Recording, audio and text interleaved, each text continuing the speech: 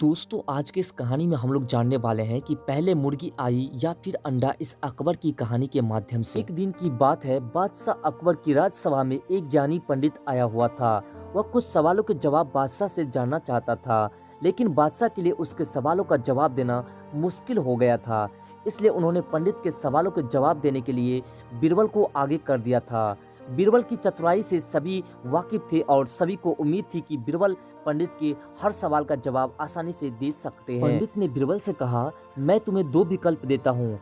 एक, या तो तुम मुझे मेरे 100 आसान सवाल के जवाब दो या फिर मेरे एक मुश्किल सवाल का जवाब दो। बीरबल ने सोच विचार करने के बाद कहा, मैं आपके एक मुश्किल सवाल का जवाब देना चाहता हूँ। फिर पंडित ने बीरबल से पूछा, तो बताओ मुर्गी पहले आई या फिर अंडा। बीरबल ने तुरंत पंडित को जवाब दिया कि मुर्गी पहले आई फिर अंडा। उसने पूछा कि तुम इतनी आसानी से कैसे बोल सकते हो कि मुर्गी पहले आई। इस बात पर बीरबल ने पंडित से कहा कि यह आपका दूसरा सवाल है और मुझे आपके एक सवाल का ही जवाब देना था।